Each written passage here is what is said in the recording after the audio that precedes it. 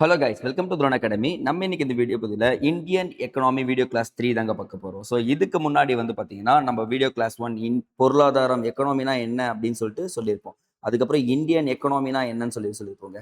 Indian எக்கனாமினா என்னன்னு சொல்லிட்டு டீட்டெயிலாக சொல்லியிருப்போம். அப்போ இந்த ரெண்டு வீடியோ பதிவுக்கான லிங்க் நம்ம டிஸ்கிரிப்ஷன் கீழே தர, பார்க்காதவங்க பார்த்துட்டு இந்த 3வது வீடியோ பதிவை பாருங்க, சரிங்களா? ஸோ அதே மாதிரி வந்து பார்த்தீங்கன்னா நம்மள வந்து துரோன் அகாடமியில் ஃப்ரீ வீடியோ கிளாஸஸ் கொடுத்துட்ருக்கோங்க. ஸோ ஜாயின் பண்ணாதவங்க எல்லாருமே நம்மளுடைய டெலிகிராம் லிங்க்கை தரோம், அதையும் நீங்கள் ஜாயின் பண்ணி வச்சுங்க. அப்போ தான் நம்ம போடக்கூடிய வீடியோஸ் எல்லாமே நோட்டிஃபை ஆகும். நோட்டிஃபை ஆன உடனே அந்த ஒரு டாபிக் உங்களுக்கு ஈஸியாக புரிஞ்சிடும் அப்படின்றத நம்ம சொல்லிடலாங்க. சரி, ஓகேவா? ஸோ இன்னைக்கு இந்த கிளாஸ் எப்படி போக போகுதுன்னு பார்த்தீங்கன்னு வச்சுக்கோங்களேன். நீங்கள் புக்கில் வளன்னு கொடுத்துருப்பாங்க, அதெல்லாம் நான் சொல்ல போகிறது இல்லை. வெரி வெரி ஷார்ட் அண்ட் ஸ்வீட்டாக உங்களுக்கு எளிமையா புரியுற மாதிரி அழகா நான் சொல்லி கொடுத்துறேன். ஒரே ஒரு வீடியோ பதிவு பண்ணிட்டீங்கன்னா இந்த ஒரு கிளாஸை முடிச்சுட்டு என்ன பண்ணிடலாம், ஒரு மார்க்கோட அப்படியே போயிட்டே இருக்கலாம் அப்படின்றது சொல்றாங்க. ஸோ இந்த பிக்சர்லேயே உங்களுக்கு புரிஞ்சிடும் டாபிக் என்னன்னு சொல்லிட்டு. இந்திய பொருளாதாரத்தில் சிந்தனையாளர்களின் பங்களிப்பு. இந்திய பொருளாதாரத்துல நிறைய பேர் இருப்பாங்க, ஆனா நம்ம குறிப்பிட்ட ஒரு 7 நபர்களை கொண்டு வந்திருக்கோம். சார் 7 நபர்கள் சொல்றீங்க, அது யார்? திருவள்ளுவர் வந்துருக்கா? திருவள்ளுவரும் பங்காற்றிருக்கார். Mahatma Gandhi, Jawaharlal Nehru, doctor BR Ambedkar, Amartya Kumar Sen, VKRV Rao, JC Kumarappa, இவங்களும் தான் வந்திருப்பாங்க. மொத்தம் 7 தலைவர்கள் இருப்பாங்க. ஸோ பிக்சர்லாம் நம்ம காமிச்சிருக்கோங்க. ஸோ இதுதான் நம்ம இன்னைக்கு இந்த வீடியோ கிளாஸ்ல டீட்டெயில்டா பார்க்க போறோம் அப்படின்றத சொல்லிடலாங்க. ஸோ இந்த வீடியோ பதிவை முழுசா பாருங்க. நான் கடைசியா ஒரு டிப் சொல்றேன், அந்த டிப்பையும் என்ன பண்றீங்க, நோட் பண்ணி வச்சுக்கோங்க கைஸ். ஓகேங்களா? ஓகே, ஸ்டார்ட் பண்ணலாமா? திருவள்ளுவர். ஓகேங்களா? ஃபர்ஸ்ட் நம்ம பார்க்க போது திருவள்ளுவர் தாங்க. ஸோ திருவள்ளுவர் பொருளாதார கருத்துக்களை கூறியிருக்கிறாருன்னு கேட்டால் கண்டிப்பாக கூறியிருக்காருங்க. எப்பன்னு பார்த்தீங்கன்னா பொருளாதார கருத்துக்களை 2ஆம் பகுதியான பொருட்பாவில் என்ன சொல்லியிருக்காருன்னா அதிகமாக கூறியிருக்கார். அது மட்டும் இல்லாமல் பொருட்பால் செல்வத்தோடு தொடர்புடையது. பொருட்பால் எதோடு தொடர்புடையது? செல்வத்தோடு தொடர்புடையது அப்படின்னு சொல்லியிருக்காரு. அப்புறம் சொல்றாரு பாருங்க, மழையை வாழ்வின் பெரும் ஆதாரமாக கருதினார். மழைதான் வாழ்வின் பெரும் ஆதாரம். மழைதான் உணவை தருகிறது. மழைதான் உணவை தருகிறது அப்படின்னு சொல்லியிருக்காரு. அப்போ பொருளாதாரத்துல மழை ஒரு மிகப்பெரிய ரோல் பண்ணுது அப்படின்றத அப்பவே கூறியிருக்கிறார் நம்மளுடைய திருவள்ளுவருங்க. அதுக்கப்புறம் பாருங்க, மழைதான் பொருளாதார வாழ்வில் அடிப்படையை உருவாக்குவதாக நம்பினார். வேளாண்மை மழையை சார்ந்திருக்கிறது. உண்மை. நம்ம ஒரு விவசாயம் பண்ணா எதை சார்ந்திருக்கோம்? மழை தான் சார்ந்திருக்கோம் அப்படின்னு சொல்லியிருக்காரு. ஸோ மழை வந்து அழிவையும் தரும், அழிவிலிருந்து மீண்டும் தலைத்தோங்கவும் செய்யும் அப்படின்னு ஃபர்ஸ்ட் இன்ட்ரோல கொடுத்துருக்காங்க. ஸோ நம்ம திருவள்ளுவர் பத்தி நிறைய நியூஸ் படிச்சாலும் நம்ம எக்கனாமிக்ஸுக்கு என்ன தேவைன்னு பார்த்தீங்கன்னா, அவரு மழைதான் மிகப்பெரிய வாழ்வின் செல்வம் சொல்றாரு, மழைதான் உணவு தருகிறதுன்னு சொல்றாரு, மழைதான் வேளாண்மைக்கு முக்கியம்னு சொல்லியிருக்காரு. அது மட்டும் இல்லாம பொருளாதார கருத்துக்கள் எதுல அதிகமா இருக்குன்னு சொல்லியிருக்காரு, 2ஆம் பகுதியான பொருட்பாவில் அதிகமா அடங்கியிருக்கு அப்படின்னு சொல்லியிருக்காருங்க. ஸோ இதுதாங்க அவருடைய இன்ட்ரோடக்ஷன். ஸோ அதுக்கப்புறம் வந்து பார்த்தீங்கன்னா பொருளாதார கருத்துக்களை உற்பத்தி காரணிகளா சில விஷயங்களை சொல்றாங்க. ஒன் பை ஒன்னா சொல்றேன், அப்படியே எழுதிக்கிங்க பார்க்கலாம் நோட் எடுத்து. ஃபர்ஸ்ட் உற்பத்தி காரணிகள்ல அவர் சொல்ல வர்றது ஃபர்ஸ்ட் நிலம், லேண்டை பத்தி சொல்றாருங்க. தமிழ் எழுதிடலாம். செகண்ட் ஒன் உழைப்பு. தேர்ட் ஒன் அமைப்பு. ஃபோர்த் ஒன் காலம். ஃபிஃப்த் ஒன் தொழில்நுட்பம்.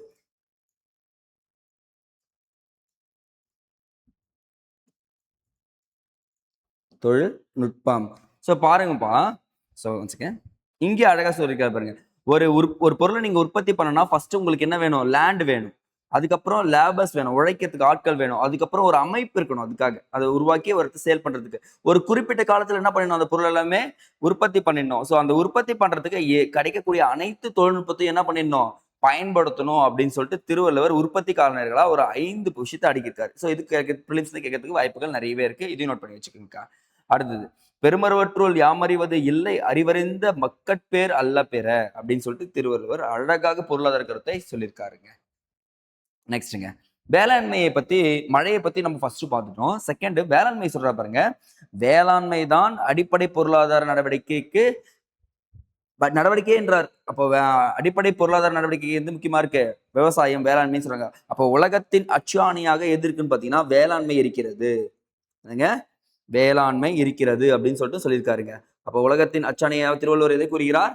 வேளாண்மையை கூறுகிறார். ஒரு வார்த்தை சொல்றாரு பாருங்க, உழவு தொழில் புரிபவன் மட்டுமே தலையாய மனிதன் அப்படின்னு சொல்லிட்டு குறிப்பிட்டிருக்காருங்க. அது மட்டும் இல்லாம உழுதுண்டு வாழ்வாரே வாழ்வார், மற்றார் எல்லாம் தொழுதுண்டு பின் செல்பவர் அப்படின்னு சொல்லிட்டு சொல்லியிருக்காரு. அப்ப உழவு தொழில் புரிபவன் மட்டுமே என்னது தலையாய மனிதன், அவன் தான் வந்து பாத்தீங்கன்னா உழைப்பின் மூலமா உயரக்கூடியவர் அப்படின்னு சொல்லிட்டு ஒரு வார்த்தையை சொல்லியிருக்காருங்க. அந்த காலத்துக்கு அது சரியாதாங்க பட்டிருக்கு. சரிங்க. வேளாண்மையை பத்தி சொல்லிட்டாரு, மழையை பத்தி சொல்லிட்டாரு. பொது நிதியை பத்தி எதுக்கு சார் சொல்றாரு பாத்தீங்கன்னா, பொது நிதியை 3 வகையா பிரிக்கிறாருங்க. நோட் பண்ணிக்கிங்க, எழுதிக்கிங்க பார்க்கலாம். பொது வருவாய், பொது வருவாய். அடுத்தது பொது செலவு. இது நம்ம இந்த காலத்துக்கு ஏத்த மாதிரி மாத்திக்கலாமே. அடுத்தது நிதி நிர்வாகம், நிதி நிர்வாகம். கவனிங்க guys. ஸோ ஒரு வருவாய் வந்து கண்டிப்பா வரும், வேலை செஞ்சுட்டா அது பொது வருவாய். அதே நம்ம என்ன பண்ண போறோம், செலவு பண்ண போறோம், பொது செலவு பண்ண போறோம். அப்போ இது செலவுகளை நிர்வகிக்க போறோம். அப்போ மீன்ஸ் சேமிப்பு அப்படின்னு சொல்லுவாங்க பார்த்தீங்களா, இந்த சேமிப்பு எல்லாமே இதுல வந்துரும், இதுல வந்துருங்க.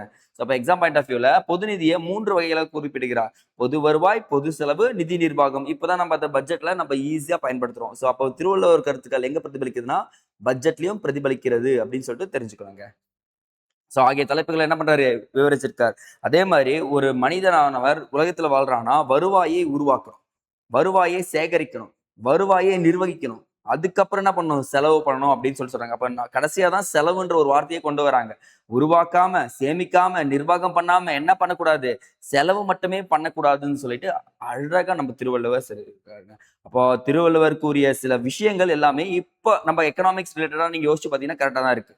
நம்ம இப்ப எதை நோக்கி அதிகமா இருக்கும் பாத்தீங்கன்னா செலவை நோக்கி அதிகமா இருக்கும். ஸோ இப்போ இது வந்து பாத்தீங்கன்னா நம்ம லைஃப்ல லாஸ்டா இருக்கணும். அப்ப ஃபர்ஸ்ட் உருவாக்கணும், சேகரிக்கணும், ரெண்டாவது கண்டிப்பா சேமிப்பு இருக்கணும், நிர்வகிக்கணும், கடைசியா தான் செலவு பண்ணணும்னு சொல்லிட்டு சொல்லியிருக்காருங்க.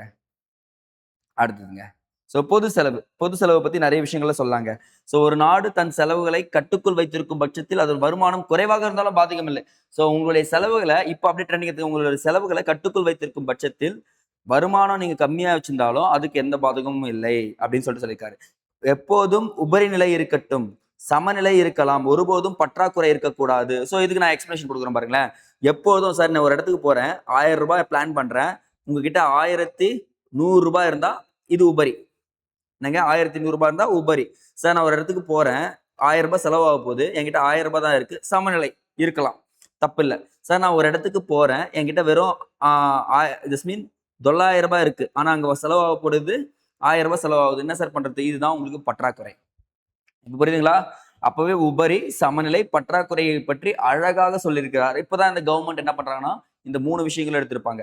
அப்போ எப்போதும் உபரிநிலை இருக்கட்டும், சில நேரங்களில் சமநிலை கூட இருக்கலாம், ஆனால் ஒருபோதும் பற்றாக்குறை மட்டும் இருந்துவிடக் கூடாது அப்படின்னு சொல்லிட்டு அழகா பொது செலவை சொல்லியிருக்காங்க. அப்ப பொது செலவை எந்தெந்த விஷயங்களுக்கு செலவு பண்ணலாம் அப்படின்னு சொல்லிட்டு கேட்டீங்கன்னா 3 விஷயங்களுக்கு செலவு பண்ற மாதிரி சொல்லியிருக்காரு நம்ம திருவள்ளுவர். இப்போ நம்ம அதான் பண்ணிட்டு இருக்கோம். ஃபர்ஸ்ட் ஒன் பாத்தீங்கன்னா பாதுகாப்பு. ஃபர்ஸ்ட் ஒன் பாதுகாப்புக்கு செலவு பண்ண சொல்லியிருக்காரு. ரெண்டாவது வந்து பாத்தீங்கன்னா பொது பணிகளுக்கு செலவு பண்ண சொல்லியிருக்காருப்பா. பொது பணிகளுக்கு செலவு பண்ணுங்க. அடுத்து வந்து பாத்தீங்கன்னா சமூக பணிகளுக்கு செலவு பண்ண சொல்லியிருக்காரு. சமூக பணிகள் இது எல்லாத்துக்குமே என்ன பண்ணும், உங்களுடைய பொது செலவை பயன்படுத்தணும் அப்படின்னு சொல்லியிருக்காரு. ஸோ அப்ப பாருங்க, பொது செலவை திருவள்ளுவர் எந்தெந்த விஷயங்களுக்கு செலவு பண்ண சொன்னார்னா பாதுகாப்பு, பொது பணிகள், சமூக பணிகள், இந்த 3த்துக்கும் செலவு பண்ணணும் அப்படின்னு சொல்லிட்டு அழகா சொல்லியிருக்காரு. இதுவும் ப்ரிலிம்ஸ்ல கேட்கக்கூடிய கேள்விகளுக்கு நோட் பண்ணி வைங்க. அதே மாதிரி பொது செலவு சொன்னேன், இந்த வெளிநாட்டு உதவி பெறலாமான்னு கேட்டா கண்டிப்பா அவர் ஆதரிக்கவே இல்லை. வெளிநாட்டு உதவி பெறுதல ஆதரிக்கவே மாட்டேன் சொல்றாரு. வெளிநாட்டு உதவி கோரும் நாடுகளே கிடையாது அப்படின்னு சொல்லியிருக்காரு. வேற நாடுகிட்ட இருந்து என்ன பண்ணலாம், வாங்கவே கூடாதுன்னு சொல்லியிருக்காரு. அதான் குறள் வந்து பாத்தீங்கன்னா குறள் 739 தெளிவா சொல்லியிருப்பாருங்க. வெளிநாட்டு உதவி பெறுதல் மிகப்பெரிய ஆபத்தானது, என்ன வளம் இல்லை இந்த திருநாட்டில், ஏன் கையை ஏந்த வேண்டும் வெளிநாட்டின்னு சொல்லியிருப்பாங்கல்ல, அதே மாதிரிதான் நம்மளுடைய வளங்களை பயன்படுத்தி நம்ம உற்பத்தி அதிகரிச்சு வேலை வாய்ப்பை உருவாக்கணுமே கண்டி வெளிநாட்டுடைய தயவை நாடக்கூடாது அப்படின்னு சொல்லியிருக்காருங்க. அப்ப பாருங்க, திருவள்ளுவர் வேளாண்மை, மழை, பொது செலவு, பொது கடன் எல்லாத்தையும் பத்தி சொல்லிட்டு, வெளிநாட்டு உதவி பத்தி சொல்லிட்டு, வறுமை மற்றும் பிச்சை எடுத்து அதாவது இறத்தல் பத்தி சொல்லிருக்காரு. பசி கொடுமையிலிருந்து பெறும் விடுதலையே என்னது மிகப்பெரிய விடுதலை அப்படின்னு சொல்லிட்டாருங்க. ஒவ்வொரு மனிதனும் பெறக்கூடிய விடுதலை, அதுதான் அடிப்படை சுதந்திரம் அப்படின்னு சொல்லிட்டாங்க. என்னங்க, அதுதான் அடிப்படை சுதந்திரம். அப்போ சார் திருவள்ளுவர் அடிப்படை சுதந்திரம் பத்தி எதை சொல்றாருன்னா பசி கொடுமையிலிருந்து பெரும் விடுதலை, இதை அனைத்து குடிமக்களும் என்ன பண்ணணும், அனுபவிக்க வேண்டும். ஏன்னா வறுமை மட்டும்தான் வறுமைதான் எக்காலத்திலும் துன்பங்களை தருவதாக இருக்கும்னு சொல்லிட்டு சொல்றாரு. அப்ப வறுமையா ஒருத்தன் தானா அவன் எந்த காலத்திலுமே என்ன பண்ண முடியாது, இன்பத்தை அனுபவிக்க முடியாது, துன்பத்தை தான் அனுபவிக்கலாம் அப்படின்னு சொல்லிட்டு சொல்லியிருக்காரு. அப்போ வறுமைதான் அனைத்து தீமைகளுக்கும் வேறாய் இருந்து எல்லா பிரச்சனைக்கும் ஒரு ஆணி வேறா இது இருக்கு அப்படின்னு சொல்லிட்டு சொல்லியிருக்காரு நம்ம திருவள்ளுவர். நெக்ஸ்ட்டுங்க. ஸோ வேளாண்மையெல்லாம் சொல்லிட்டு செல்வத்தை பத்தி சொல்லுவார் பாருங்களேன். செல்வத்தை வந்து பெருசாலாம் சொல்றீங்க. அவர் வாழ்வதற்கான வழியே அன்றி அதுவே இலக்கல்ல அப்படின்னு சொல்லியிருக்காரு. ஒரு செல்வம் உங்ககிட்ட இருக்குன்னு வச்சுக்கோங்களேன், அது வாழ்வதற்காக வச்சுக்கோங்க. ஆனா என்ன பண்ணக்கூடாது, இலக்கா மட்டும் வச்சுக்காதீங்கன்னு சொல்லிட்டு இருக்காரு. அது மட்டும் இல்லாம சிறந்த வழிகளில் மதிக்கத்தகுந்த வழிகளில் மட்டுமே என்ன பண்ணும், இது ஈட்டப்பட வேண்டும். அப்பன்னா என்ன பண்ணக்கூடாது, கொள்ளையடிக்க கூடாது அப்படின்ற ஒரு விஷயங்கள் எல்லாமே இங்கே சொல்லியிருக்காரு. செல்வத்தை பதுக்கி வைப்பது பயனற்று போகும். ஆமா, நம்ம பதுக்கி வைக்கிறது என்னது, அது நோ யூஸ் அப்படின்னு சொல்றாங்க. அப்ப தொழில்தான் உண்மையான செல்வம். நோட் பண்ணுங்க guys. தொழில்தான் உண்மையான செல்வம். உழைப்பு தான் மிகப்பெரிய வளம். நம்மளுடைய உழைப்பு தான் மிகப்பெரிய வளம் அப்படின்னு சொல்லிட்டு நம்ம திருவள்ளுவர் அழகா சொல்லியிருக்காருங்க. பாருங்கப்பா, செல்வத்தை எவ்வளவு அழகா நம்ம எக்கனாமிக்ஸ் அப்ளை பண்ணலாம் பாருங்களேன். தொழில் தான், நம்ம செய்யற வேலை தான் நம்மளுடைய உண்மையான செல்வம். உழைப்பு தான் மிகப்பெரிய வளம். நம்ம கிட்ட வளம் எல்லாம் சொல்லக்கூடாது, நம்மளுடைய உழைப்பு தான் என்ன சொல்லியிருக்காரு, மிகப்பெரிய வளம் அப்படின்னு சொல்லிட்டு இப்போ சொல்லிட்டாருங்க. சரிங்க சார். நலம் பேணும் அரசு. ஸோ ஒரு நல்ல அரசுல 3 விஷயங்கள் இருக்கக்கூடாது. அது என்ன சார் 3 விஷயங்கள் இருக்கக்கூடாதுன்னா, கண்டிப்பா என்ன இருக்கக்கூடாதுன்னா வறுமை. வறுமை தான் என்ன சொல்லியிருந்தோம், எல்லாத்துக்குமே மிகப்பெரிய பிரச்சனையா இருக்குன்றாங்க. 2வது எழுத்தறிவின்மை. அதுங்க எழுத்தறிவின்மை. அது வந்து இருக்கவே கூடாது. எல்லாருமே எழுத படி தெரிஞ்சுக்கணும். அது இல்லாம நோய்கள் இருக்கக்கூடாதுங்க. ஒரு ஒரு ஆட்சியில் என்ன இருக்கக்கூடாது, நோய்கள் சுத்தமா இருக்கக்கூடாது. இந்த 3 விஷயங்களும் நலம் பெறும் அரசுல இருக்கக்கூடாது என திருவள்ளுவர் ஆணித்தனமாக கூறியிருக்கிறார். இவருடைய முக்கிய கூறுகள் பாருங்க. நோய் நொடியற்ற ஆரோக்கியமான மக்கள் இருக்கணும், பெருஞ்செல்வம் எல்லார்கிட்டயும் இருக்கணும், நல்ல விளைச்சல் இருக்கணும், வளம் மற்றும் மகிழ்ச்சி இருக்கணும் மக்கள் கிட்ட, மக்களுக்கு முழு பாதுகாப்பு அளிக்கணும். இதுதான் ஒரு அரசு கொடுக்க வேண்டிய முக்கியமான விஷயங்களாகவும் இங்க சொல்லியிருக்காருங்க. அப்ப திருவள்ளுவர் வந்து பாத்தீங்கன்னா என்டையர் டாபிக்ஸ்ல எல்லாத்துலயுமே சொல்லிட்டு போயிட்டாரா பாருங்க. ஃபார் எக்ஸாம்பிளுக்கு பொருட்பால தான் இருக்குன்னு சொல்லிட்டாரு, மழையை பத்தி சொல்லியிருக்காரு, உற்பத்தி காரணிகள் சொல்லியிருக்காரு, வேளாண்மையை பத்தி சொல்லியிருக்காரு, பொது நிதியை பத்தி சொல்லியிருக்காரு, பொது கடனை பத்தி சொல்லியிருக்காரு, பொது செலவு, வெளிநாட்டு உதவி, வறுமையை பத்தி சொல்லியிருக்காரு. அது மட்டும் இல்லாம செல்வம், ஒரு நல்ல அரசு எப்படி இருக்க வேண்டும் அப்படின்னு சொல்லியிருக்காரு. கிட்டத்தட்ட ஒரு 10 டாபிக்ல என்ன பண்றாருன்னா இவர் எக்கனாமிக்கை பத்தி டீட்டெயில்டா சொல்லிட்டு நமக்கு கொடுத்துட்டு போயிருக்காருங்க. ஸோ இது எல்லாமே உங்க லைஃப்ல அப்ளை பண்ற மாதிரி இருக்குங்க. நீ பெருசாலாம் யோசிக்கல, அப்ப சொன்னதை இப்ப லைஃப்ல அப்ளை பண்ணீங்கன்னா உங்களுக்கு கெயின் தான் கிடைக்கும்ன்றது சொல்றேங்க. ஓகே காய்ஸ், இப்போ திருவள்ளுவர் முடிச்சாச்சு நம்ம வெற்றிகரமா. அடுத்ததா பார்க்க போறது மகாத்மா காந்தியடிகள். ஸோ நம்ம மகாத்மா காந்தியடிகள் பேசிக்கா சில விஷயங்கள் நம்ம தெரிஞ்சுக்கணும் வச்சுக்கோங்களேன். அவர் போர்பந்தர்ல பிறந்தாரு, வழக்கறிஞர், லண்டன்ல படிச்சாரு, இது எல்லாமே நமக்கு தெரியும். அவர் இந்தியா வருகை புரிந்த ஆண்டு 1915 ஜனவரி 9. ஓகேங்களா. ஸோ இது வந்து பார்த்தீங்கன்னா அவர் இந்தியா வருகை புரிந்த ஆண்டு அப்படின்னு சொல்றான். ஸோ இவருடைய பொருளாதார கருத்துக்கள் எதை அடிப்படையாக கொண்டதுன்னா நன்னறியை அடிப்படையாக கொண்டது. ஸோ வந்து பார்த்தீங்கன்னா இவர் தாங்க நமக்கு என்ன கொடுத்தாரு, ஃபர்ஸ்ட் சத்தியாகிரகா அப்படின்னு சொல்லக்கூடிய ஒரு வார்த்தையும், அதே மாதிரி அகிம்சை அகிம்சை என்ற ஒரு விஷயத்தையும் யாரு நமக்கு கற்றுக் கொடுத்தவர் யாருன்னா நம்ம மகாத்மா காந்தியடிகள் தான். ஸோ இவர் வந்து பார்த்தீங்கன்னா விடுதலை போராட்ட வீரர்னு மட்டும் நம்ம நினைச்சா கிடையாது, தேசத்தின் தந்தை நினைச்சா கிடையாது. இவர் ஒரு முக்கியமா பொருளாதார அறிஞர்னு சொல்லலாம். வழக்கறிஞராக இருந்துட்டு எப்படி சார் பொருளாதார கருத்துக்கள் இருக்குன்னா கண்டிப்பா இவர்கிட்ட நிறைய இருந்திருக்கு. ஸோ இதை சொல்லியிருக்காரு பாருங்க.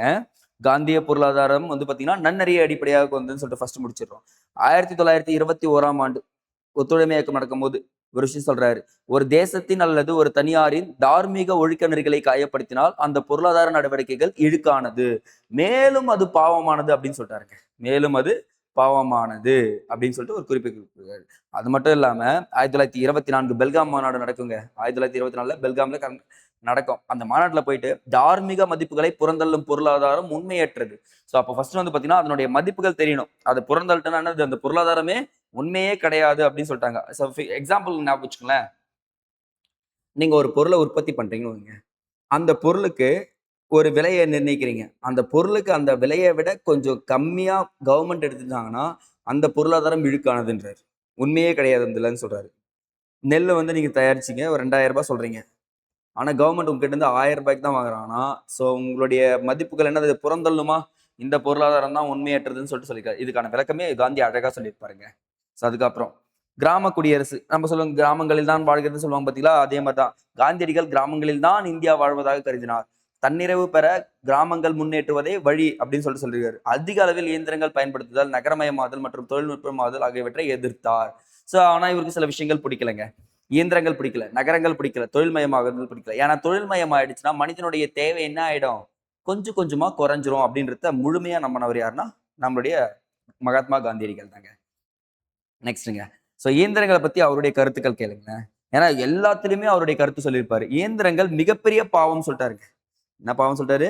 மிகப்பெரிய பாவம் அப்படின்னு சொல்லிட்டு குறிப்பிட்டாரு. அப்ப இயந்திரங்கள் தீமைகளை குறித்து புத்தகங்கள் எழுதப்பட வேண்டும், அதன் தீமைகள் மக்களுக்கு உணர்த்தப்பட வேண்டும் அப்படின்னு சொல்லிட்டு சொல்லியிருக்காரு. கண்டிப்பா ஒரு விஷயம் நமக்கு வருதுன்னா பூமிக்கு புதுசா கண்டுபிடிக்கிறாங்கன்னா அதை பத்தி ஒரு விளக்கங்கள் புத்தகங்கள் நம்ம கொடுத்தே ஆகணும் அப்படின்னு சொல்றாரு. அப்ப இயந்திரங்கள் வரமல்ல, மாறாக நமக்கு சாபம் அப்படின்னு சொல்லிட்டாருங்க. அப்ப பாருங்க, இயந்திரங்கள் எல்லாமே நமக்கு சாபம் அப்படின்னு சொல்றாரு. இப்போ கரண்ட் டேட்டால அப்டேட் பண்ணி பாருங்களேன். நம்மளுடைய மொபைல் போன் இருக்கு பாத்தீங்களா, மொபைல் போன் வந்து பாத்தீங்கன்னா நம்மள அடிமையாக்கி வச்சிருக்குன்னு சொல்லுவாங்க. அப்போ அது ஒரு மிகப்பெரிய பாவம் சொல்லிட்டு அப்பவே சொல்லிட்டு போயிட்டாரு. நெக்ஸ்ட்டுங்க. ஸோ தொழில்மயம் பத்தி அவருடைய கருத்து கேளுங்களேன். மனித இனத்தின் மிகப்பெரிய சாபக்கேடு தொழில்மயம் அப்படின்னு சொல்லிட்டாரு. என்னங்க சார், தொழில்மயம் தான் மனித இனத்தின் மிகப்பெரிய பலமா இருக்குன்னு சொல்லி கேட்டாங்கன்னா அதுதான் சாபம்ன்றாரு. அது மட்டும் இல்லாம நாட்டின் திறன் முழுவதையும் சுரண்டுவதை தொழில்மயம் சார்ந்துள்ளது. ஆமாங்க, நீங்க ஒரு இடத்துல ஒரு திறமை இருந்துச்சுன்னா அந்த திறமை முழுசா என்ன பண்ணுவாங்க, இப்போ தொழில்மயம் இருந்துச்சுன்னா அந்த திறமை முழுவதையும் என்ன பண்றாங்கன்னா சுரண்டிடுவாங்க. அதுதான் இது தொழில்மயம் வேண்டாம் அப்படின்னு சொல்லிட்டு சொல்லியிருக்காரு. அடுத்தது கிராம சர்வோதயா. ஸோ உண்மையான இந்தியா வாழ்வது கிராமங்கள் தான். அப்போ கிராமங்கள் தன்னிறைவு பெற்றவையாக சுயச்சார்பு உடையதாகவும் மாற்ற வேண்டும். அப்போ சுயச்சார்புனா தங்களுக்கு தேவையான உணவுகளை நம்ம அந்த இடத்துல உற்பத்தி ஆகுதுன்னா அது தயாரிச்சுக்கணும் அப்படின்னு சொல்லிட்டு சொல்லியிருக்காரு கிராமங்கள்ல. அடுத்ததுங்க உடல் உழைப்பு. ஸோ இவருடைய கருத்துக்கள் நிறைய விஷயங்கள் இருந்தாலும் அந்த உடல் உழைப்பின் மகத்துவம் உணர்ந்தவர் தான் நம்மளுடைய மகாத்மா காந்தியடிகள்.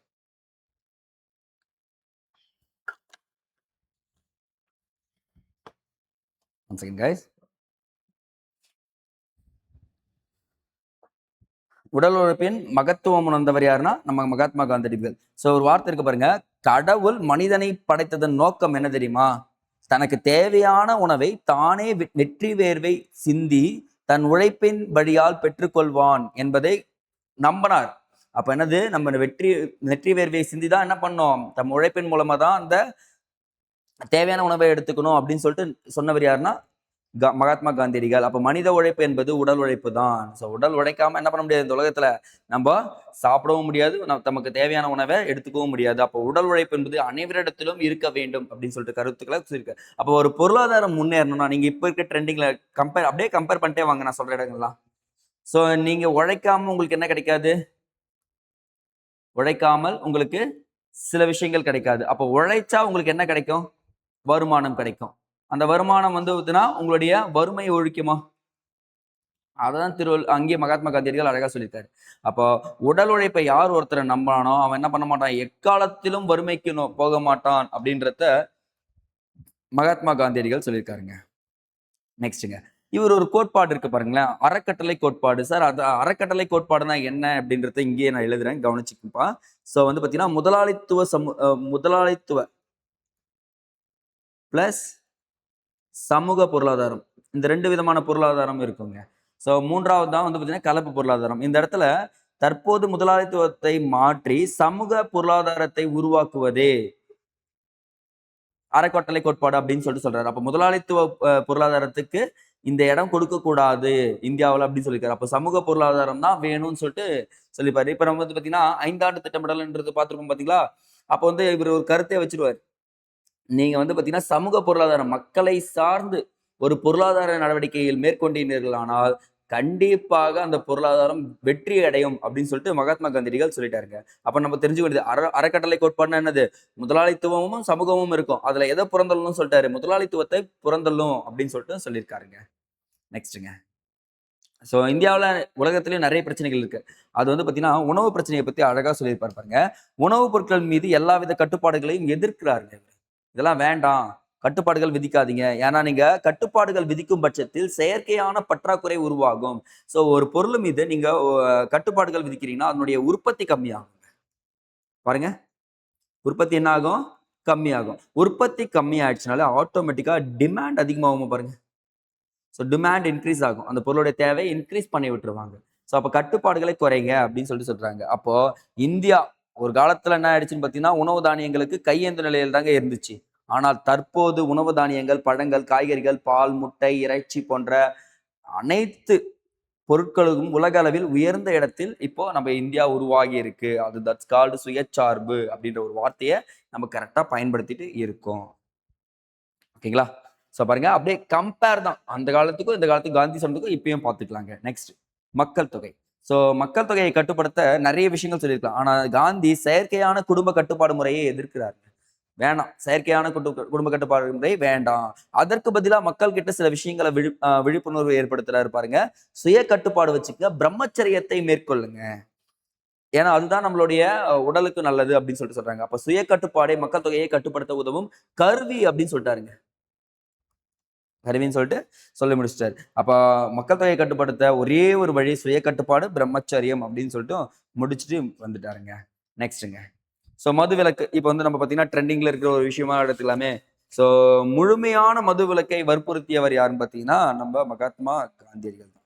ஏன்னா மது நமக்கு எந்த விதத்திலும் துணை செய்வதில்லை, மாறாக அது என்ன தரும், நோயை மட்டும் தருகிறது அப்படின்னு சொல்லிட்டு சொல்றாரு. ஸோ இந்த வார்த்தையை கவனிப்பா, இந்த கொஸ்டினா கேட்கறதுக்கு வாய்ப்புகள் நிறையவே இருக்குங்க. இந்தியா குடிகாரர்களின் நாடாக இருப்பதை விட ஏழைகளின் நாடாக இருப்பதே மேல் என்று கூறியவர் யாருன்னா நம்ம மகாத்மா காந்தியடிகள். ஸோ அப்படியே டைரக்டா சொல்லிட்டாரு, குடிகாரனாரா இருக்கிறத விட ஏழையா இருந்துட்டு போயிடுறேன் அப்படின்னு சொல்றாங்க. ஆனா பல மாநிலங்களில் வருவாய் மது விற்பனையை சார்ந்துள்ளது. இப்போ ரீசெண்டா வந்து பாத்தீங்கன்னா நிறைய ஸ்டேட்ல வந்து பாத்தீங்கன்னா மது தான் வந்து பாத்தீங்கன்னா ஹையஸ்ட் ரேஷியோல வந்து இருக்கு அப்படின்னு சொல்லிட்டு சொல்லியிருக்காங்க. அப்போ எக்ஸாம் பாயிண்ட் ஆஃப் வியூல நம்ம மகாத்மா காந்தியடிகள் மதுவிலக்கு, மக்கள் தொகை, உணவு பிரச்சனை, அறக்கட்டளைக்கு உட்பாடு, உடல் உழைப்பு, கிராம சர்வோதயா, தொழில் மையம், இயந்திரங்கள், கிராம குடியரசு, இதை பத்தி எல்லாமே அழகா சொல்லியிருக்காரு. அப்போ நம்மளுடைய மகாத்மா காந்தி தேசத்தின் தந்தை என்று அழைக்கப்படுபவர் என்னன்னா, ஒரு விடுதலை போராட்ட வீரர், ஒரு வழக்கறிஞர் மட்டுமல்லாது ஒரு சிறந்த பொருளியல் நிபுணர் அப்படின்றதும் நமக்கு இங்க தெரிய ஆரம்பிக்குது. ஓகேங்களா? So that's enough man. So இவங்களை பத்தி டீட்டெயில்டா கொடுத்தாச்சு. ஜஸ்ட் நான் எங்கெல்லாம் ஷார்ட்கட் எழுதிக்கணும் அதெல்லாம் நோட் பண்ணி வச்சுங்க போதும். ஓகேங்க. செகண்ட் அடுத்த நம்ம பார்க்க போறது ஜவஹர்லால் நேரு. ஸோ இவரை பத்தி நமக்கு நிறைய விஷயங்கள் படிச்சிருப்போம். நம்முடைய முதல் பிரதமர்னு சொல்லலாமா? நம்மளுடைய முதல் பிரதமர். ஸோ இவர் வந்து பாத்தீங்கன்னா இந்தியாவின் முதல் பிரதமர் மட்டும் இல்லாம தேசபக்தர், சிந்தனையாளர், அரசியல்வாதி, நவீன இந்தியாவை கட்டமைத்த முதன்மை சிற்பிகளில் ஒருவர் யாருன்னா நம்மளுடைய ஜவஹர்லால் நேரு தான். திட்டமிடுதலின் சிற்பி என்று அழைக்கப்படுபவர் யாருன்னா நம்மளுடைய ஜவஹர்லால் நேரு தான். ஸோ அப்போ வந்து பார்த்தீங்கன்னா பொருளாதாரத்தில் இவருடைய பங்கு அதிகமாகவே இருந்திருக்கு அப்படின்னு சொல்லிட்டு சொல்லலாங்க. ஃபார் எக்ஸாம்பிளுக்கு இவர் எழுதிய நூல்கள் கவனிச்சுட்டு வந்துருங்களேன், நோட் பண்ணிக்கங்க. த டிஸ்கவரி ஆஃப் இந்தியா, நீங்க தி டிஸ்கவர் ஆஃப் இந்தியா என்ற புத்தகத்தை எழுதியிருக்காரு. அது மட்டும் இல்லாம இன்னொரு புத்தகம் எழுதியிருப்பாருங்க, கிளிம்ஸ்பி ஆஃப் வேர்ல்ட் ஹிஸ்டரி. ஸோ இந்த புத்தகங்கள் எழுதும் போதெல்லாம் இவருக்கு விடுதலை உணர்வு அதிகமாகவே இருந்திருக்கு அப்படின்னு சொல்லிட்டு சொல்றாங்க. ஸோ டுவோர்ட்ஸ் தி ஃப்ரீடம் அப்படின்னு சொல்லுவாங்க இன்னொரு புத்தகம், டுவோர்ட்ஸ் ஃப்ரீடம்.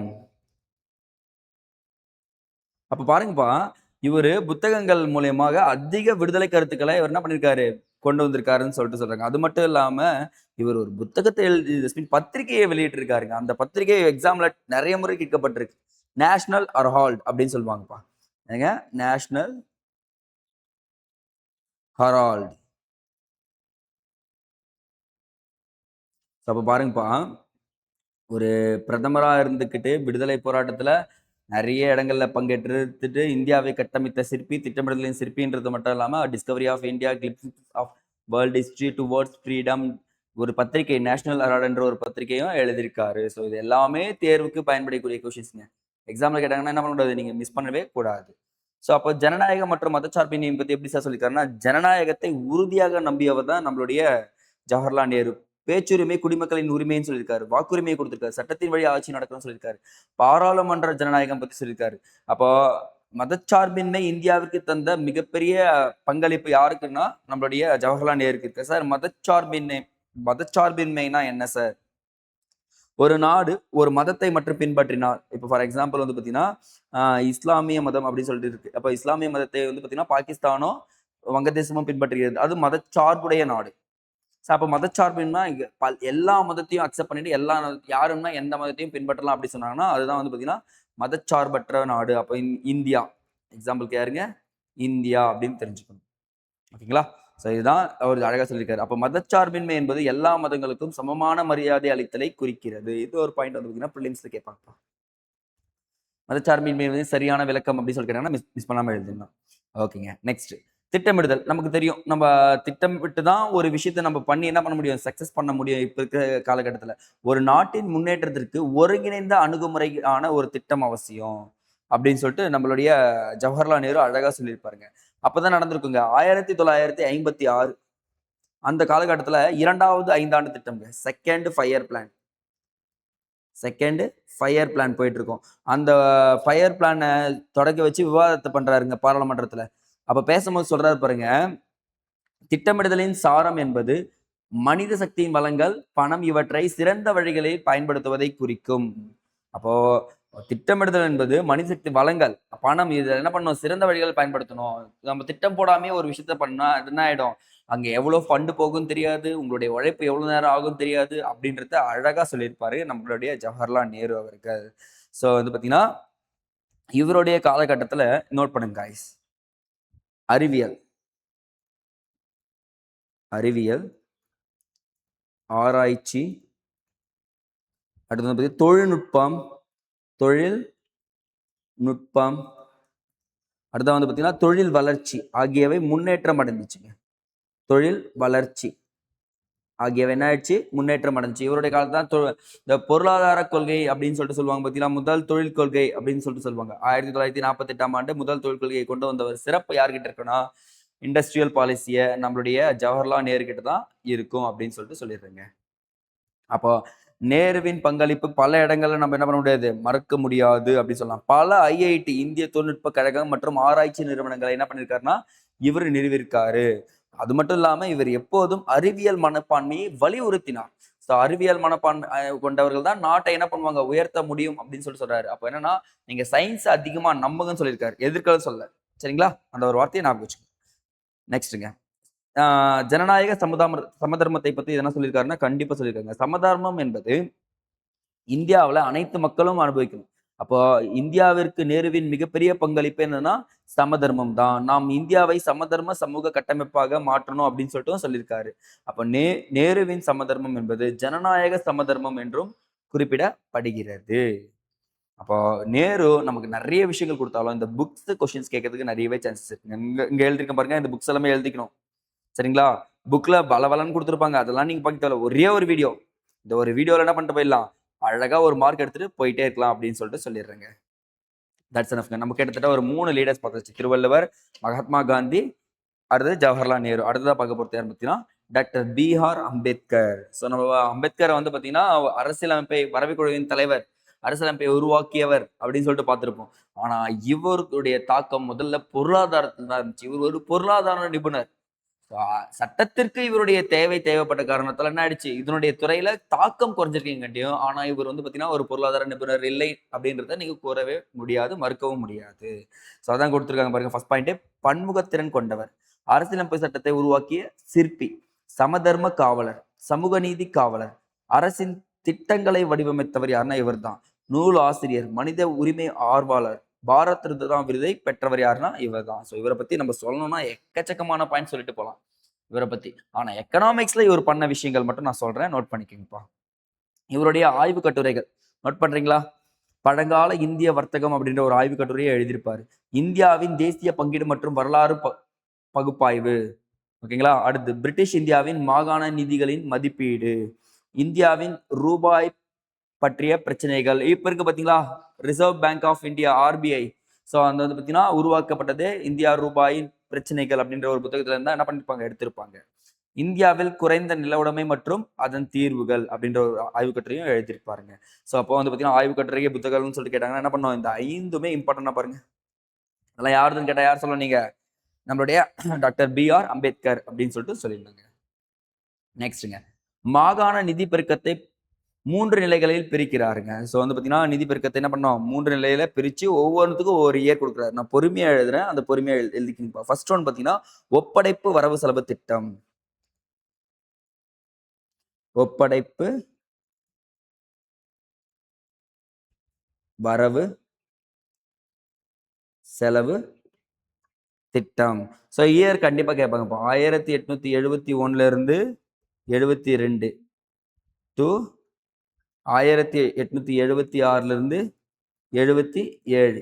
ஸோ இது வந்து பார்த்தீங்கன்னா, ஒப்படைப்பு வரவு செலவு திட்டம் அப்படின்னு சொல்றாங்க. செகண்ட் ஒன் பாருங்கப்பா. இது ஃபர்ஸ்ட். செகண்ட் ஒன் ஒதுக்கீடு வரவு செலவு திட்டம். ஸோ எவ்வளோ தூரம் வந்து பார்த்தீங்கன்னா, நீங்க பணத்த வச்சிருக்கீங்க, அத ஒப்படைச்சிருங்க அப்படின்றாங்க. 2வது ஒதுக்கீடுங்க. அது அந்த செலவுக்கு என்ன பண்ணணும்? ஒதுக்கீடு பண்ணுங்க அப்படின்றாங்க. ஸோ இப்போ எக்ஸாம்பிள் ஒதுக்கீடு வரவு செலவு திட்டம். இயர் கண்டிப்பா எழுதணுங்க. ஸோ வந்து 1877 டூ 77 டூ 78ங்களா? ஸோ அப்படியே இங்க 2 போட்டுட்டு 1881 டூ 82. ஸோ இது 2த்தையும் எழுதிக்கலாங்க. 3வது பாருங்க, ஒப்படைக்கணும், அத ஒதுக்கீடு பண்ணணும், அதுக்கப்புறம் வருவாயை பங்கிடணும். வருவாய் பங்கீடு வரவு செலவு திட்டம் அப்படின்னு சொல்லிட்டு சொல்லியிருக்காங்க. அது வந்து பார்த்தீங்கன்னா 1882, 83 முதல் 1920 டு 1921 வரை இருக்கு அப்படின்னு சொல்லிட்டு சொல்றாங்க. ஸோ அப்போ ஒப்படைப்பு வரவு செலவு திட்டம், ஒதுக்கீடு வரவு செலவு திட்டம், வருவாய் பங்கீடு வரவு செலவு திட்டத்தை பத்தி அப்பவே சொன்னவர் யாருன்னா, மாகாணந்திகள் பெருக்கத்தைக்காக டாக்டர் பி.ஆர். அம்பேத்கர் அழகா சொல்லியிருப்பாரு. இதுவும் பார்த்தீங்கன்னா எக்ஸாம்ல கேட்கறதுக்கு வாய்ப்புகள் நிறையவே இருக்கு. ஸோ இதையும் நோட் பண்ணி வச்சுக்கோங்க guys. நெக்ஸ்ட் வேளாண்மை பொருளாதாரம் அப்படின்ற ஒரு வார்த்தையை அவர் குறிப்பிட்டிருக்காருங்க. யாருங்க? நம்ம டாக்டர் பி.ஆர். அம்பேத்கர். ஸோ சொல்லியிருக்காரு பாருங்க, 1918ஆம் ஆண்டு இந்தியாவில் குறைந்த நிலவுடைமை மற்றும் அதன் தீர்வுகள் குறித்து ஒரு கட்டுரையை வெளியிடுறார்.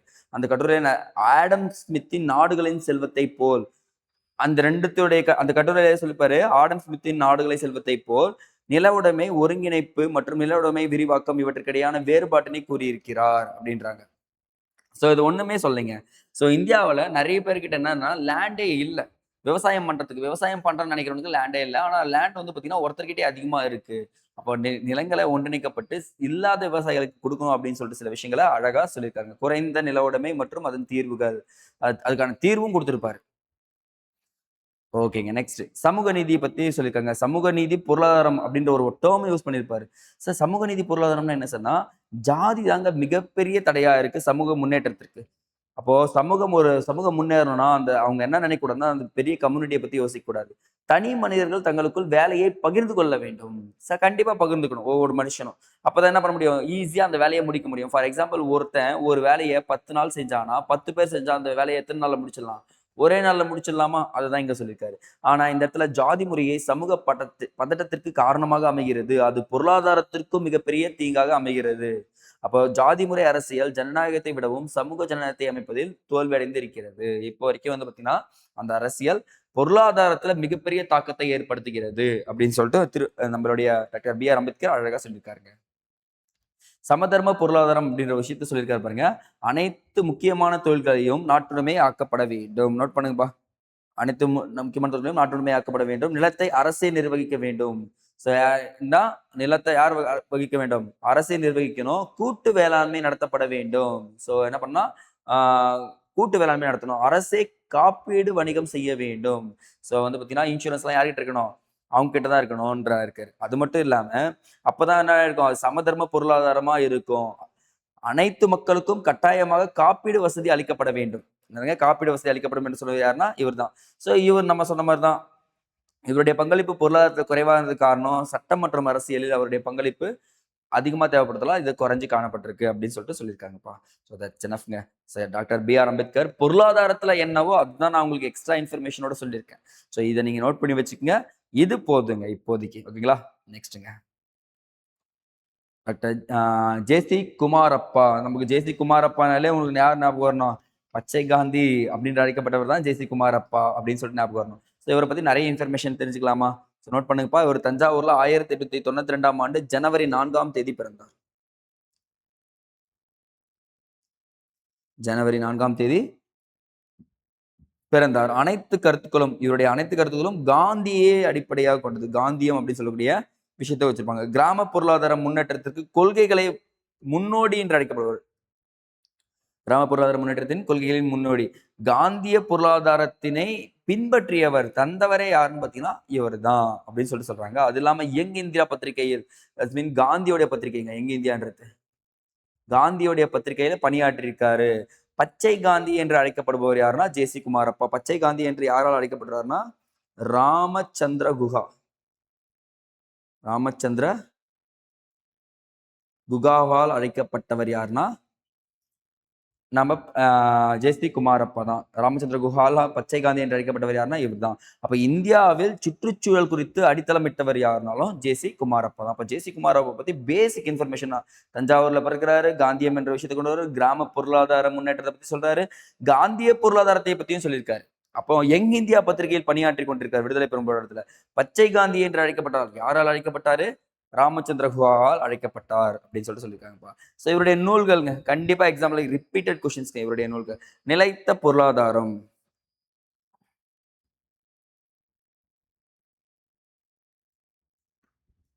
நிலைத்த பொருளாதாரம் ஓகேங்களா.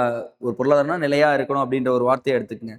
இயேசுவின் வழிமுறைகள், இயேசுவின் வழிமுறைகள் அப்படின்னு சொல்லுவாங்க.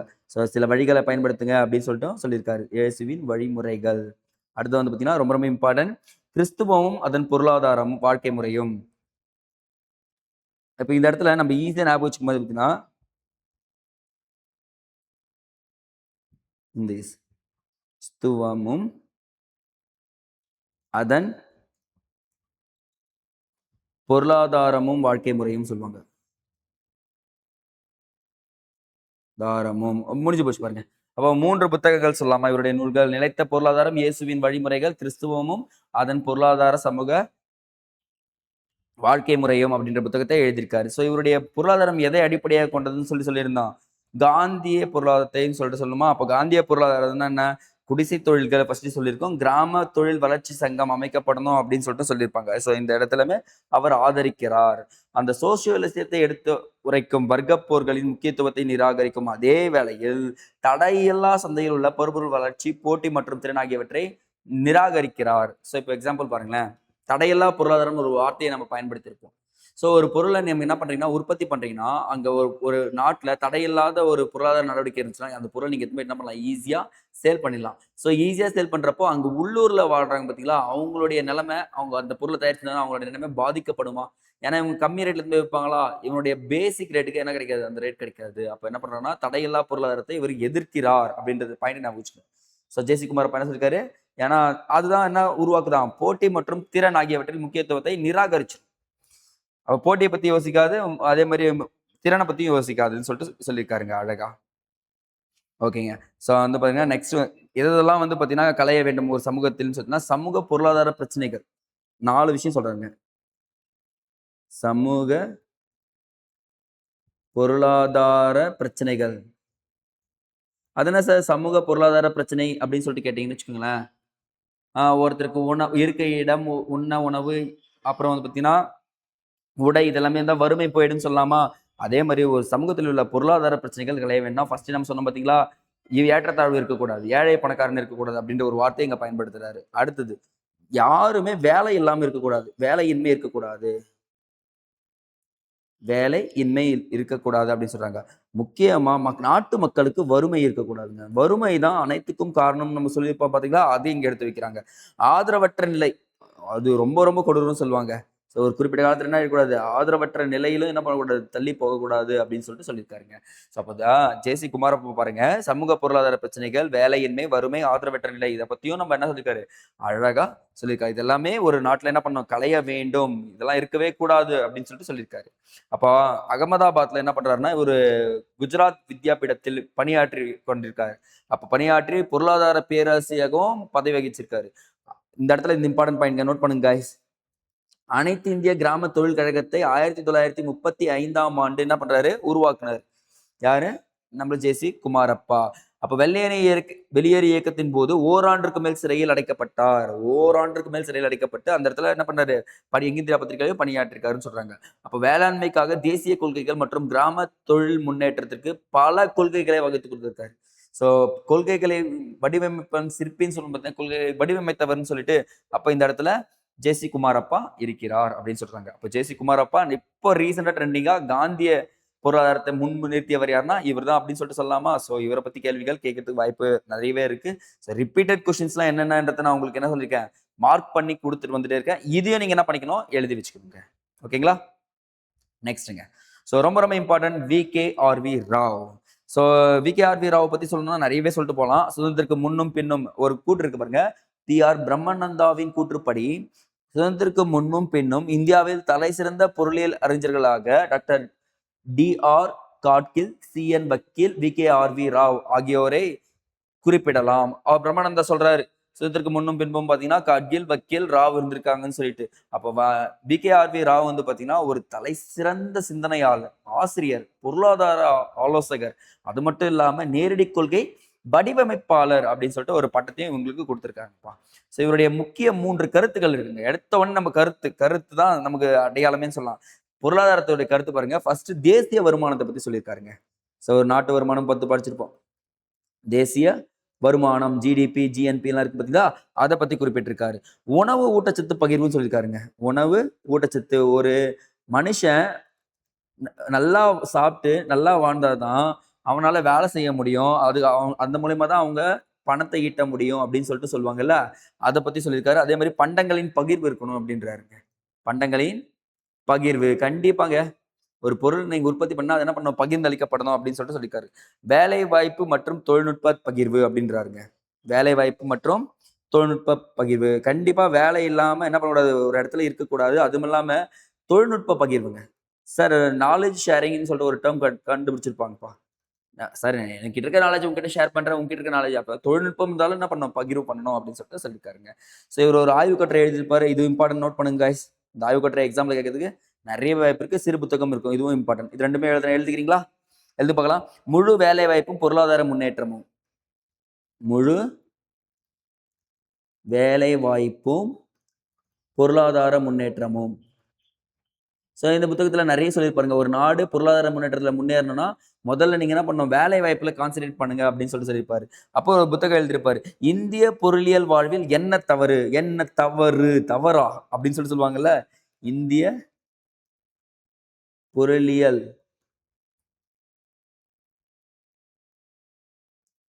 வாழ்வில் என்ன தவறு. இந்த புத்தகம் கேட்பாங்கப்பா எக்ஸாம்ல. ரிப்பீட்டட் கொஸ்டின்ஸ்ல நான் புத்தகம் எல்லாமே எக்ஸ்ட்ரா இன்ஃபர்மேஷனோட கொடுத்துட்டு இருக்கேன். ஸோ இந்த புத்தகத்தை எழுதியவர் யாருன்னு கேட்டாங்கன்னா நம்ம விகேஆர்வி ராவ சொல்லிட்டு போயிடலாம். ஸோ இந்த புத்தகம் சொல்லிப்பாரு, இந்திய பொருளாதாரம் நல்லா தான் இருக்கு, ஆனா இது 3த்துக்கும் கான்சென்ட்ரேட் பண்ணணும். எதுக்கு? தேசிய வருமானம், உணவு, வேலை மற்றும் தொழில்நுட்ப பகிர்வு அப்படின்ற விஷயத்தை சொல்லியிருப்பாரு.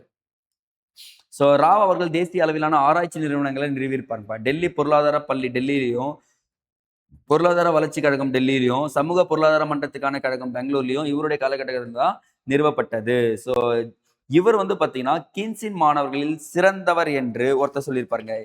இந்த பாயிண்ட் ரொம்ப ரொம்ப பாருங்க. ஸோ ஜே.எம். கீன்ஸ் நம்ம பார்த்துருப்போம், ஞாபகம் இருக்குங்களா? கலப்பு பொருளாதாரத்தின் தந்தை என்று அழைக்கப்படுபவர் யாரு? ஜே.எம். கீன்ஸ். சிறந்தவர் என்று கூறியவர் யாருன்னா H.W. சிங்கர். இது கொஸ்டினே கேட்பாங்கப்பா. H.W. சிங்கர் தான் இந்த வார்த்தையை சொல்லியிருப்பாரு. ஸோ இதையும் நோட் பண்ணி வச்சுக்கோப்பா.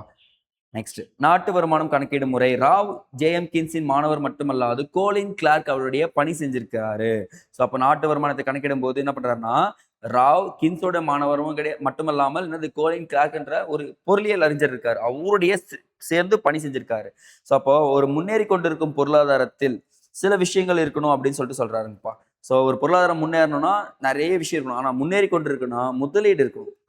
எப்பவுமே முதலீடு. இப்போ ட்ரெண்டிங் ஏற்ற மாதிரி எடுத்துங்க. நீங்க ஒரு பிசினஸ் ஸ்டார்ட் பண்ணீங்கன்னா இருக்கணும், ஃபர்ஸ்ட் முதலீடு இருக்கணும். அதுக்கப்புறம் சேமிப்பு இருக்கணும். என்ன இருக்கணும்? சேமிப்பு இருக்கணும். அது மட்டும் அந்த சேமிச்சு வச்ச பணத்தை பெருக்கணும். டபுள் மடங்கு ஆக்கணும், 2 மடங்கு ஆக்கணும். அந்த 2 மடங்கு ஆக்காம அப்படியே வச்சுட்டு இருந்தீங்கன்னா அந்த பணம் எதுக்குமே பயன்படாது அப்படின்றதையும் சொல்லியிருக்காரு. அப்போ ஒரு முன்னேறி கொண்டு இருக்கும் பொருளாதாரத்தில் முதலீடு, சேமிப்பும், பெருக்கி ஆகியவற்றை பயன்படுத்தணும் அப்படின்னு சொல்லிட்டு சொல்லியிருக்காங்க. ஏன்னா வளர்ச்சி கொண்டிருந்த நாடுகளில் தொழில்மயமாக்கலின் விளைவாக தேசிய வருவாய் இணைத்து படிக்க வேண்டும் அப்படின்னு சொல்லிட்டு ஒரு விஷயத்த தெளிவா சொல்லியிருப்பாருங்க. அதான் முழு வேலை வாய்ப்பும் பொருளாதார முன்னேற்றம் கட்டுரையில அந்த வார்த்தையை திருப்பியும் பயன்படுத்தியிருப்பாரு. நெக்ஸ்ட்ங்க, நம்ம பன்னாட்டு உணவு உதவி கண்டிப்பா பார்த்தீங்கன்னா வறுமையை ஒழிக்கணும்னா உலக வறுமை ஒழிப்பதில் ராவ் சிறந்த கொள்கைகளை வகுத்து கொடுத்திருக்க மட்டுமல்லாமல் உணவுப் பொருட்கள் பன்னாட்டு அளவில் பரிமாறிக்கொள்ள வேண்டும். ஸோ என்ன பண்ணணும் பார்த்தீங்கன்னா ஒருத்தருக்கு ஒருத்தர் பரிமாற்றிக்கொள்ள வேண்டும். சார் இப்போ என்கிட்ட நான் ரஷ்யாவில் இருக்கேன், என்கிட்ட வந்து பார்த்தீங்கன்னா அதிகமாக கோதுமை, அது பனிப்பயிர்கள் தான், கரும்பு அந்த மாதிரி தான் விளையுது. ஆனால் எனக்கு நெல் வேணும் அப்படின்னா உணவு பயிர் பரிமாறிக்கொள்ள வேலாமா பாருங்க. அப்ப என்ன பண்ணலாம், நம்ம அதிகமா ரஷ்யாவுக்கு அனுப்பலாம். ரஷ்யாவிலேருந்து என்ன பண்ணலாம், நமக்கு சுகர் அனுப்பலாம். இதுதாங்க விஷயமா போய் நிக்கும். ஸோ அப்போ உணவு பயிர்கள் என்ன பண்ணலாம், பரிமாறிக்கொள்ளலாம் அப்படின்னு சொல்லிட்டு ராவ் சொல்லியிருக்காரு. அப்போ சாரிங்க, தேர்ச்சி பெற்ற பன்னாட்டு சாதனங்கள் பங்களிப்பு முக்கியமா வைக்கிறாரு. அப்ப பரிமாறிக்கொள்ளும்போது இந்த இடத்துல வரின்னு ஒண்ணு விதிப்பீங்க.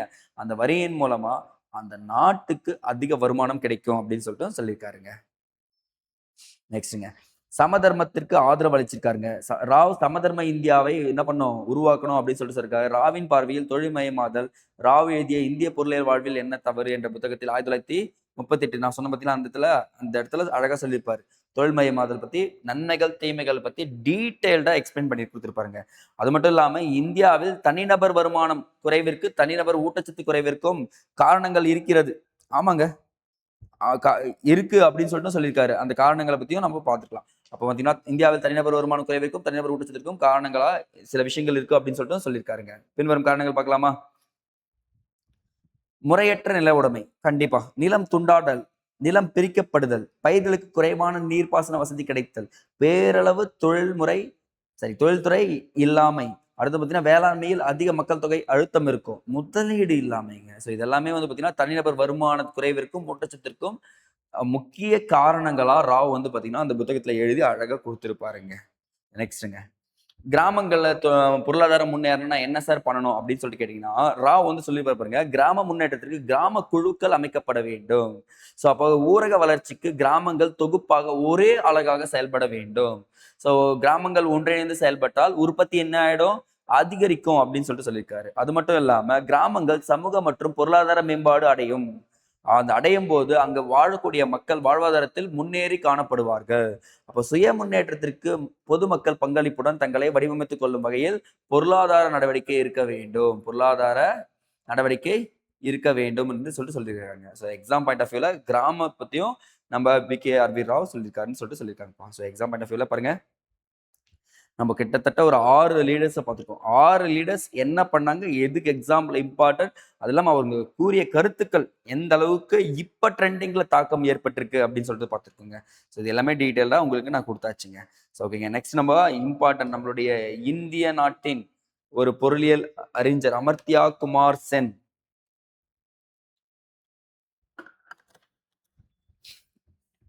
அவரு தாங்க பார்க்க போகிறோம்.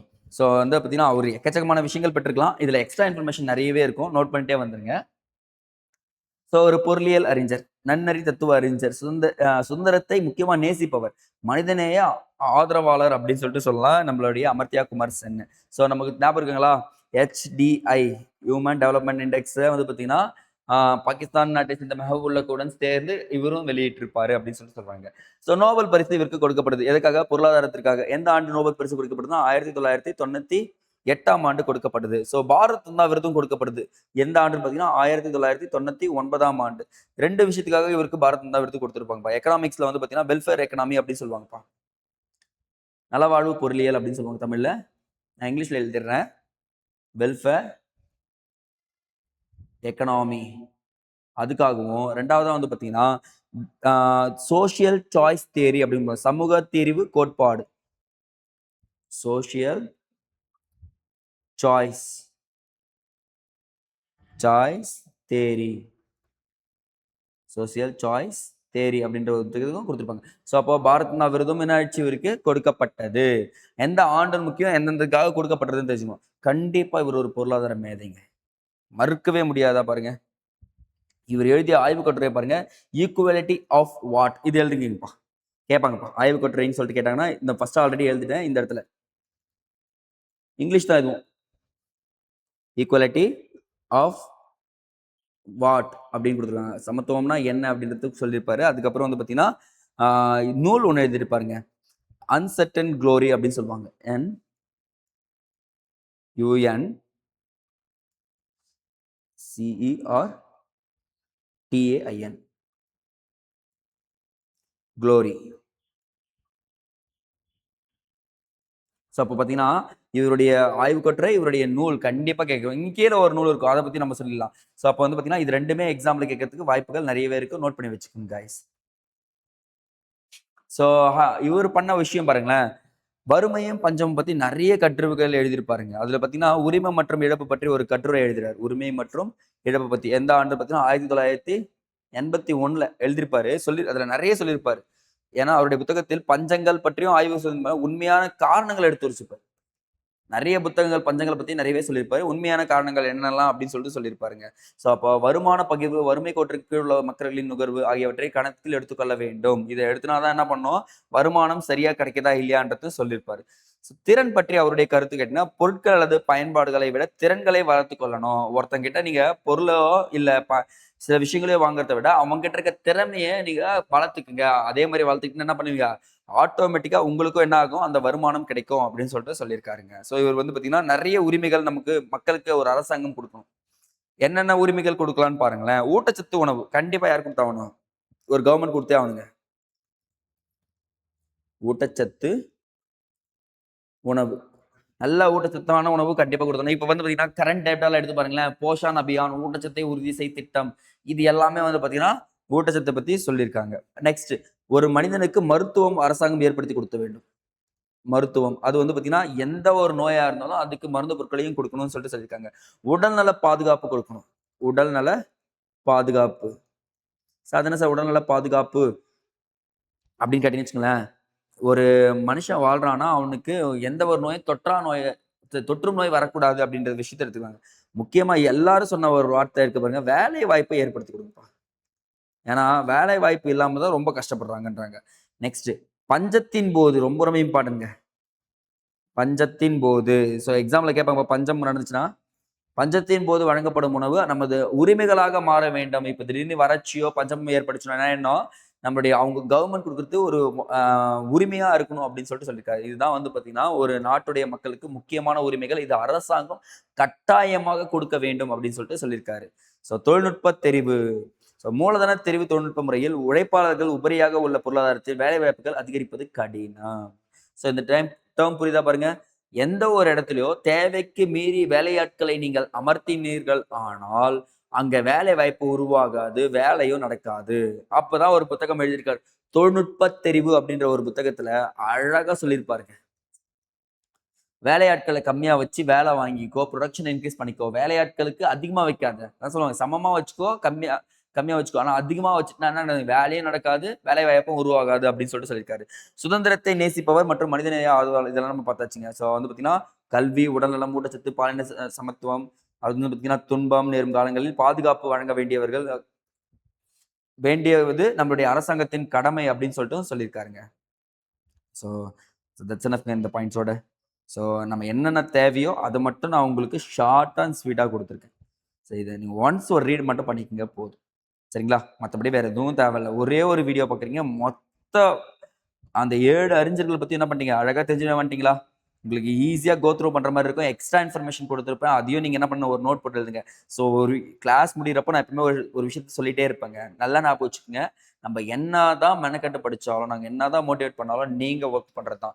ஸோ இப்பவும் திருப்பி சொல்றேன். அன்னைக்கு வீடியோ வந்துச்சுன்னா அந்த வீடியோவை அன்னைக்கே பார்த்துருங்க. டைம் எடுத்துட்டீங்கன்னா நாளைக்கு போகலாம்னு பார்க்க முடியாம போயிடும். ஸோ ஆல்ரெடி நம்ம சொல்லியிருக்கோம். நம்ம ஃப்ரீ வீடியோ கிளாஸஸ் கொடுக்க ஆரம்பிச்சிட்டுங்க. அந்த ஃப்ரீ வீடியோ கிளாஸ் எதுக்குன்னு பார்த்தீங்கன்னா, நீங்க வரக்கூடிய குரூப் 1, குரூப் 2, 2A, அடுத்தது 4 இந்த எல்லா தேர்வுக்குமே இந்த ஒரு வீடியோ கிளாஸ் போதுமான்னு கேட்டா, என்ன பொறுத்த வரைக்கும் போதும்.